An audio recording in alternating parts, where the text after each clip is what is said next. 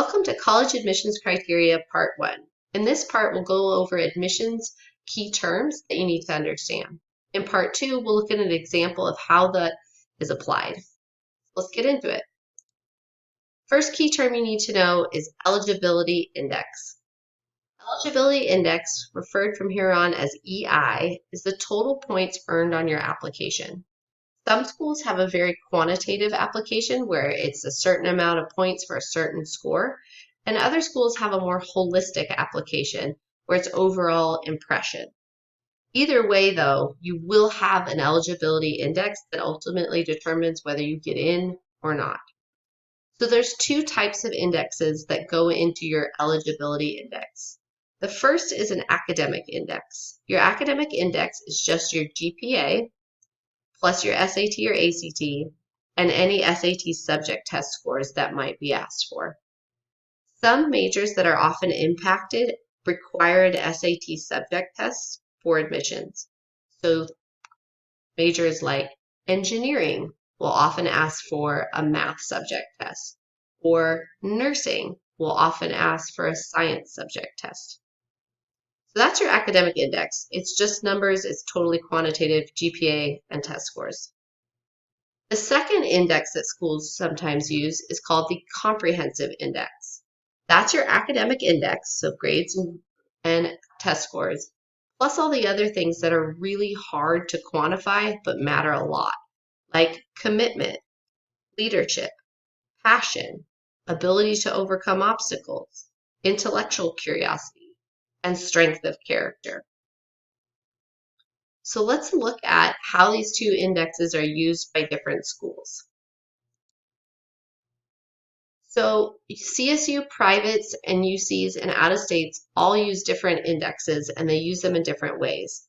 CSUs use only an academic index. That means when you apply to SDSU, all you're putting on your application are your grades and your test scores. All that leadership, commitment hours, and community service, it's not even on your application. They don't consider it. UCs and privates use a comprehensive index. So again, that's your academic index, so grades and test scores, plus your level of commitment, leadership, passion, ability to overcome obstacles, intellectual curiosity, and strength of character. This is what's called a more holistic application because it looks at like what's quantitative, like grades and test scores, and the quality of the person that you are with things like commitment and leadership. Out-of-state schools vary. Some use only the academic index. For example, U of A only asks for your senior year grades and an SAT or ACT score. Some use a comprehensive index as well and require an interview, like Brown University. So if you're looking at an out-of-state school, you want to be sure you do your research on what their admissions criteria are. So let's look at each type of index. The good news about the academic index is that you can calculate what your academic index currently is and compare it to last year. So you can go to one of these links if you'd like. If you're following along, I'm on slide 55. The links are live. You can click on them. Or at another time, you can copy paste these links or type in these links and go calculate your GPA, or sorry, not your GPA, or your academic index. This can be really useful just like scattergrams because it gives you a comparison on whether you would actually get into that school or not. Okay, let's look at academic index. Comprehensive index. Comprehensive index, sorry guys. So the comprehensive index awards students for these 6 qualities: commitment, passion, leadership, ability to overcome obstacles, intellectual curiosity, and strength of character. Some schools give you points for a certain amount of, say, commitment hours or a certain amount of community service hours.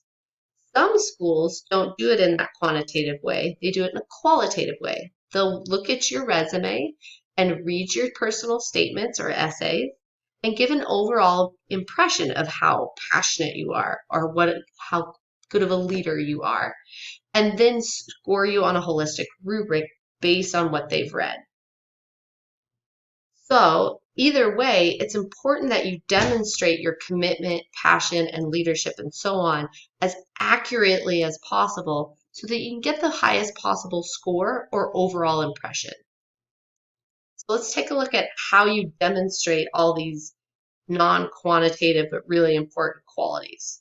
So for commitment on your application to college, that'll be demonstrated through extracurricular and community service. The more of it, the better. The more consistent, the better. So especially with community service, you want to try to commit to an issue that you care a lot about and not just do a lot of random beach cleanups. Passion will often come out in your personal statement or college essay.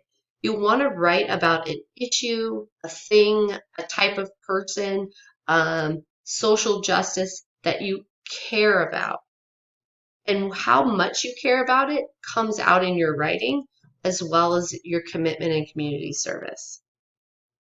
If you don't have an issue that you care about deeply, this is the year to find it because you're building that resume now.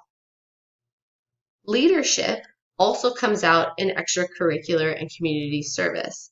Leadership can be something formal, like captain of a team, president of a club, chair of a committee, or it can be something informal, like being a shift leader at your job, like being the oldest kid in your house and you're making dinner for all your siblings every night, like organizing your group of friends for regular beach cleanups and you do all the heavy lifting. So think about both the formal and informal ways that you lead in your everyday life. Ability to overcome obstacles. This one will also come out in your personal statement or college essay. This one's a tough one because everybody's obstacles are different. Some obstacles are obvious. Some people have incredibly tough home lives and their mom is never home, they've never met their dad, they're practically raising their 3 brothers and sisters. Those are clear obstacles that get in the way of academic achievement. Other obstacles are not as clear. Some obstacles include shyness, maybe not diagnosed social anxiety, but it's really, really hard for you to get out there and do all this community service and extracurriculars. Talk about how you overcome that. Every year I have parents ask me, gosh, should I get a divorce to create an obstacle for my student to overcome and they can get into college? No! If you have wonderful, supportive parents, that's a beautiful thing. How are you using those resources to then challenge yourself? If you realize just now that you're not, find a challenge. Try to organize something. Try to lead something. Try to make a difference in a way that you care about. And trust me, you'll find some obstacles to overcome. Intellectual curiosity. This comes out on your transcript. Sometimes you can also write about it in your essay. This comes out, so say you're applying as a bio major. On your transcript, you don't want to have just regular bio 1-2. You want to have AP Bio or AP Environmental Science or Human Bio. Something to show that you've gone beyond the minimum because you're deeply interested in the topic. The last one, strength of character, comes out in your personal essay. Strength of character means that you do the right thing when no one's looking and even when it's really difficult. You're the type of person other people can trust and want to be around. Okay, that's it for the key terms. In part 2, we'll look at an example of how all of this comes together in the college application.